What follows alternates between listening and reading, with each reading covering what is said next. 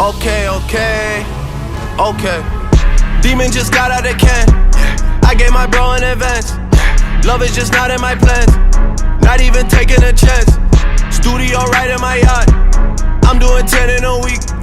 How long I been on the street? Dream about work in my sleep. Okay, I got a lock on the streets. And welcome to this edition of The Hustle. I am your host, Rob, alongside my co-host, Chris. How you doing? On today's episode, we're going to discuss basketball and some WBC talk. Alright, guys. My first question for you, Chris, we're going to open up the show. What are your thoughts on the coaches in the NBA resting their stars?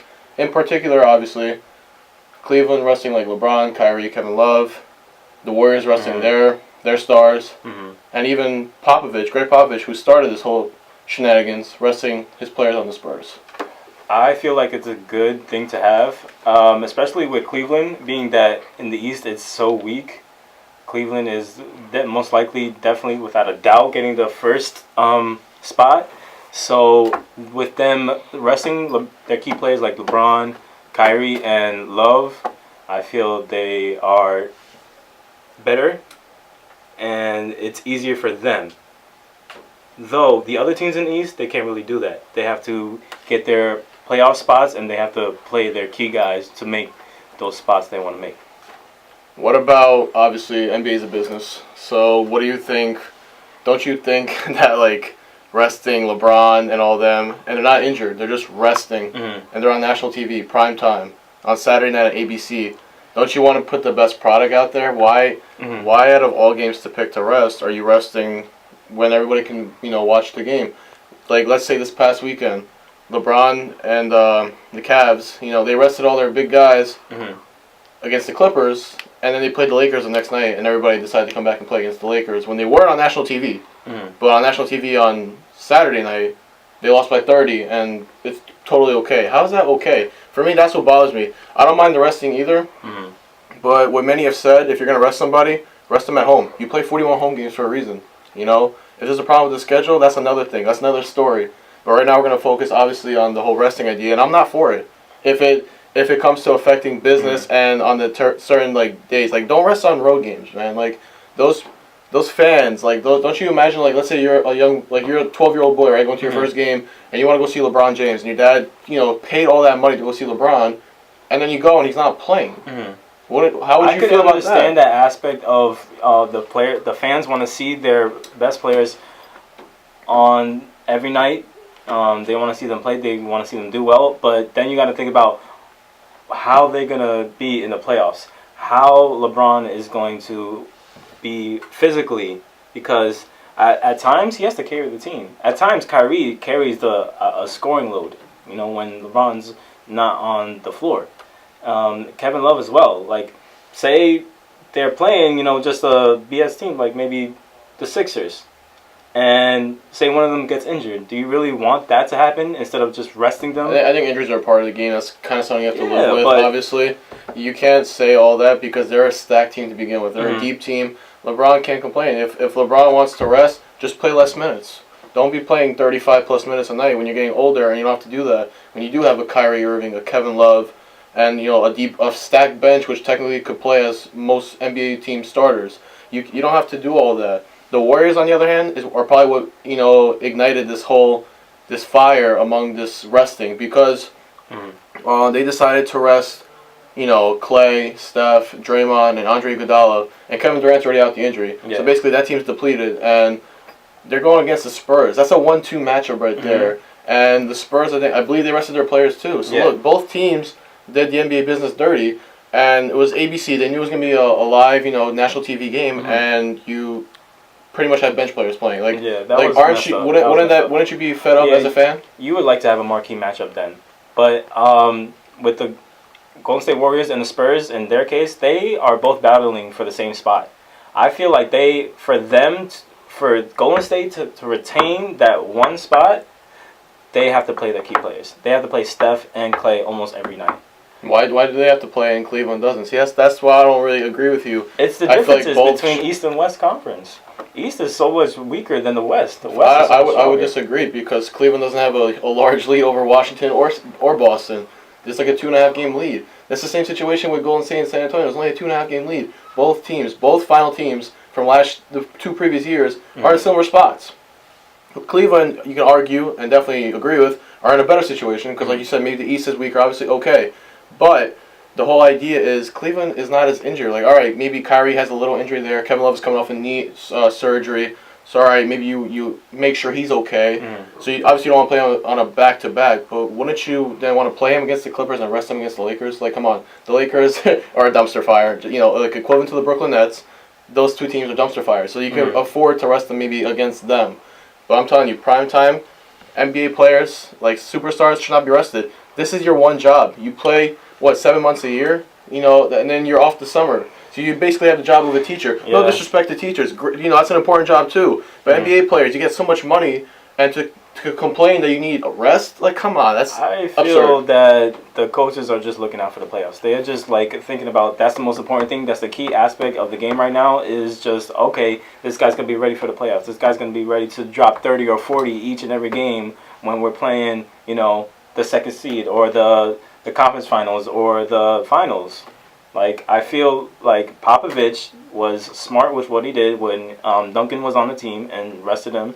He rested Parker, he rested Leonard when they needed rest. I mean, yeah, it's all about thinking. It's all about what you know your team can do without their key guys. And if you feel that without your key guys on the floor, your team could still compete and your team could not lose their spot, I think it's fine resting their players. I think it's fine to have Kawhi sit, you know, a couple games against the teams like Phoenix, the teams like the Pelicans. What do you really need him to play for? Possibly maybe to get hurt? You don't want that to happen. Injuries are, like I said, we're going to wrap this up. Injuries are a part of the game. If you don't want to, you know, overplay them, play them less minutes. That's all I got to say. Guys, we'll be back with segment 2 right after this.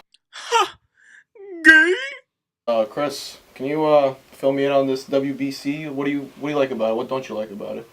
I feel like it's amazing for the fans. I feel it's amazing for every country to come together and have competitive games and just flat out compete. I mean, the way DR and Puerto Rico and all the Latin countries bring the hype, bring the momentum, and bring the energy to the stadium. You saw them in Miami. Do you feel like... Yeah, like, I did. Do you feel like that's what's lacking in the United States? Exactly. That's exactly what's lacking in the United States. I feel baseball is on the decline with popularity lately, past couple years, and basketball and football is what's, you know, people are keeping their eyes glued on. I feel like, say, we have this every 2 years. Okay. I feel that would bring more popularity to this great sport that has been on for a long time. You just pretty much answered my next question, which was, you know, should this tournament remain to be played every 4 years, or should it be cut in half like every 2 years, like Angel Pagano, the Puerto Rican squad, suggested to, you know, reporters that maybe it should be done every 2 years to promote growth in PR, because obviously PR needs the growth in baseball because, you know, they're not fortunate to have many opportunities to grow up, you know, and to play high school baseball. Yeah. That would be beneficial to have, you know, younger guys join the squad. So this leads me back to my first question, which I was pretty much should have asked you. Is the tournament beneficial, let's say, more in the eyes of the United States? Let me switch up the question a little bit. For the U.S.'s point of view, do you think this tournament now, especially with the recent success of this, you know, this WBC for the U.S. squad, do you think long term this is going to benefit and we're going to get the best players? This team is good. The best team probably that has been put together. But do you believe then that the teams can get even better from here on? Like of course they can. The higher talents like Mike Trout and Bryce Harper and Clayton Kershaw, they're gonna, you know, maybe hop on in like 2 or 4 years and maybe they'll play, right? Possibly. I mean, we see it competitive and we see how much hype and how much popularity the WBC gets. More and more players will want to be on the team. More and more players want to compete against DR, against Puerto Rico, against Japan against all the Netherlands. They do want to see, who is the best country, and I feel like that's a great thing for America to have, is their theory and their thoughts about, let's go out and beat these people. Let's go out and have the best players, see what they can do against the other great players in every country. So let me ask you this, because for me, the WBC has changed my perspective of it this year. Years prior, I've been a fan for baseball for about 10 years now. So obviously 2 WBCs have been played, and this is my third. I've grown a lot of interest, and it's entertained me for the most part. Yeah, the game started a little bit too late, but that doesn't bother me. Maybe it might bother an older person. Yeah. But has the WBC changed your view of it, or have you already liked the WBC to begin with? To be honest, the last WBC in 2013, when Captain America David Wright had that clutch performance, and then those clutch RBIs, and had that clutch grand slam in Arizona, Right. I feel like that lifted me into That persuaded you. That persuaded me into liking the WBC. All right, let me try it out. Let me see it. Like, it's pretty amazing. I feel like it's just growing and growing each time they do it. All right, so tonight's matchup, Chris. We'll fast forward to tonight, obviously. Puerto Rico. You're a native Puerto Rican, obviously. Puerto Rico. And the U.S. squad tonight. So basically, two good teams. I guess two of the best teams. Puerto Rico, undefeated. The U.S., I believe, has 2 losses, but they've made it all the way to the finals. Who do you have tonight? Who do you give the advantage to? I know the U.S. is a great team. They have great young players like Eric Hosmer, Crawford with the Giants. They have Jones from the Orioles. But I got to go with my team. I got to go with Puerto Rico.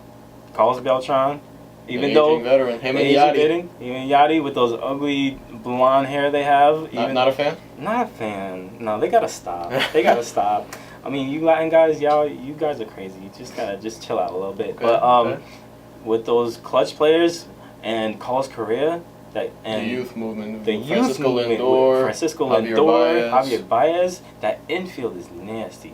I mean, they're all 21, 22 years old. I believe they range from about 21 to 24 years old. They're young guys. They're very young guys, and they're on the come up. They're not even in their prime yet. Close game tonight? Yeah, without a doubt. I mean, you hope for it, but you never know. Sometimes it doesn't end up the way you want it to be. Personally, for me, I'm hoping for a good game, but I'm rooting for the U.S. I feel like this could be the turning point for the United States for baseball worldwide. Obviously, when you think of baseball worldwide, you think about the dominance in Japan. You think about the dominance in the Latin islands, like the Dominican Republic, Puerto Rico, even Cuba. The U.S., this is their statement right here. They win tonight. The baseball, gods, maybe they shift, and things are looked upon differently now. Maybe, hey, look, MLB takes the World Baseball Classic serious like they do for the World Series, because Latin players, even probably Japanese players, they look at the WBC as their World Series. Exactly. And I feel like I don't get that same vibe from the United States. But maybe this year, because they've come together as a team, this is their best team overall, and they've made it all the way to the finals. I believe this could be the year where they could win it all, and they could. Exactly. I believe they'll. I have the U.S. winning 4-3 tonight. It's gonna be a well-pitched game. I feel like no matter what, if Puerto Rico and the U.S. wins, it'll be beneficial like they had. Oh, absolutely! It was a great WBC. Very, very popular. Well, guys, let us know what you thought about the WBC, and even our first topic about NBA coaches resting their players. Should it be done? Should it not be done? Is it good or not? Whatever. But we'll catch you next time on this edition of The Hustle. But we all so spoiled now. More life, more everything. Must've never had your phone tapped. All that yapping on the phone shit. You must really love the road life. All that never coming home shit. Free smoke, ayy. Free smoke, ayy. Free smoke, ayy. Don Rose toes. Hidden hills where I pose.